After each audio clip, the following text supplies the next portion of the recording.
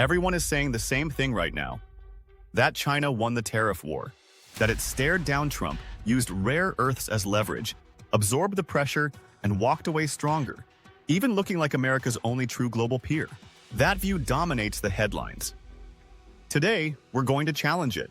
Not because it's obviously wrong, but because there's a very different interpretation, one the market is largely ignoring. And if that alternative view is right, the risks in 2026 look very different. Yes, the trade war stalled. Yes, tariffs stopped rising. China rerouted exports through Vietnam and Mexico. Its trade surplus smashed through $1 trillion, the highest in history. On paper, that looks like victory. But here's the other way to read it.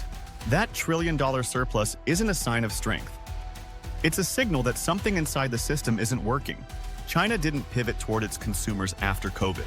It didn't fix the property sector, where the majority of household wealth has been destroyed. It didn't rebuild balance sheets or stimulate domestic demand. Instead, it did the only thing the system still knows how to do. It flooded the world with cheaper goods. More solar panels, more electric vehicles, more steel. This isn't strategic flexibility. It's a one-track model running harder because it has fewer alternatives. And this is where the risk begins. Every time China exports excess capacity abroad, it gives foreign governments political cover to respond. The European Union moves toward carbon border tariffs. The United States subsidizes domestic chip production with tens of billions of dollars. Even developing economies quietly search for alternative suppliers. China's rare earth leverage worked once, but by using it, China gave the rest of the world permission to overpay for redundancy. That leads to higher costs, lower efficiency, and permanently fractured supply chains. China didn't stop decoupling. It accelerated it. Now, look inside China. Fixed asset investment, the engine of growth for 3 decades, has turned negative. Youth unemployment rose so high the data stopped being published. And then there are the purges. Senior military officials removed, foreign ministers disappearing, defense ministers cycling out, provincial leaders purged in waves. This isn't routine house cleaning. Stable systems don't narrow decision-making while complexity rises. They don't trade adaptability for control unless they're under pressure. And that brings us to the real mispricing. Markets are focused on China's capability. They're paying far less attention to China's flexibility or how much of it has been engineered away.